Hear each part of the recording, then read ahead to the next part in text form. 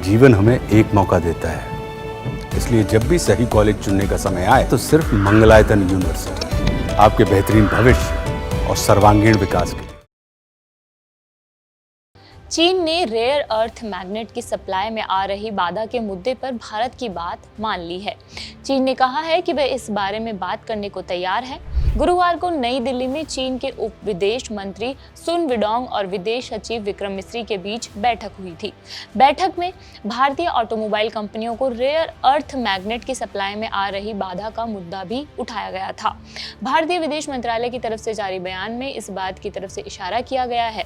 बयान में rare earth magnet का सीधे तौर पर जिक्र नहीं किया गया, लेकिन कहा गया है कि आर्थिक व कारोबार से जुड़ी आपूर्ति को लेकर खास चिंताओं पर फंक्शनल बात करने की सहमति बनी है। चीन में भारत के बीच हुई इस बातचीत में दोनों देशों के बीच सीधी उड़ान सेवा को जल्द से जल्द शुरू करने पर भी सहमति बनी है। चीन ने अप्रैल 2025 में 6 तरह के बहुमूल्य धातुओं के निर्यात पर पाबंदी लगा दी है। इसमें रेयर अर्थ मैग्नेट भी शामिल है।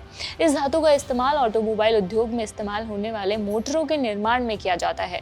चीन ने इस धातु के निर्माण के साथ यह पाबंदी लगा दी है कि यह आयात करने वाली कंपनियों को अपनी सरकारों से यह सत्यापित करके देना होगा कि उसका सैन्य क्षेत्र में इस्तेमाल नहीं होगा, मतलब कि आर्मी में इस्तेमाल नहीं होगा।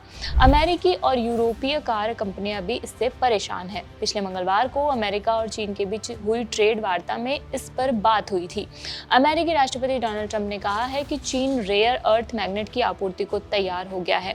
भारत ने इस मुद्दे को नई दिल्ली स्थित चीनी दूतावास के सामने और बीजिंग स्थित भारतीय दूतावास ने चीन के विदेश मंत्रालय के सामने उठाया था। सुन विडोंग व विक्रम मिस्री की बैठक में कारोबारी संबंधों पर खास तौर पर ध्यान दिया गया है। सूत्रों ने बताया है कि इस बैठक में भारत ने चीन में भारतीय उत्पादों को ज्यादा प्रसार देने का मुद्दा भी उठाया है।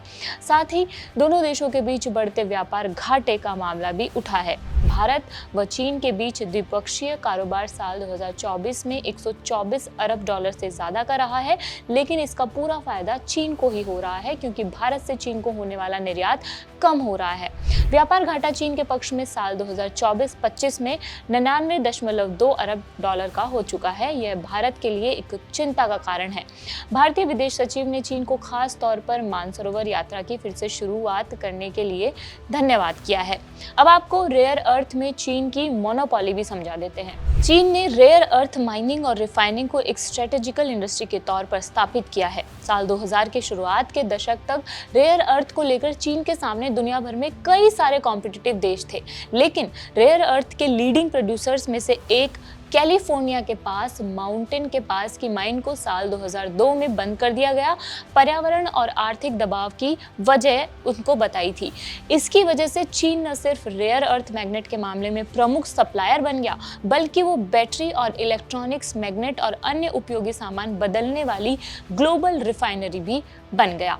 हालांकि रेयर अर्थ में चीन के इस दबदबे के बीच भारत ने अब इसकी उपलब्धता अपने यहाँ बनाने पर भी जोर दिया है। इसके लिए माइनिंग के अधिनियमों में तेजी के साथ बदलाव किए जा रहे हैं। पिछले दिन केंद्रीय वाणिज्य एवं उद्योग मंत्री पीयूष गोयल ने जर्मनी में पत्रकारों से बात की थी। बात करते हुए उन्होंने खुद कहा था कि रेयर अर्थ मिनरल से हासिल किए जाने वाले मैग्नेट को लेकर भारत अपने अन्य विकल्पों पर भी काम कर रहा है। अब बात करते हैं कि रेयर अर्थ मैग्नेट भारत के लिए इतना जरूरी क्यों है।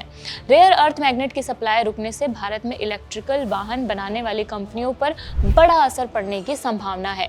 मई 2025 के आंकड़े बताते हैं कि इलेक्ट्रिकल टू व्हीलर की बिक्री में 30%, इलेक्ट्रिकल तिपहिया की बिक्री में 21% और पर्सनल एंड कमर्शियल इलेक्ट्रिक जो कार्स होती है उनकी बिक्री में 53 और 82% की वृद्धि हुई है।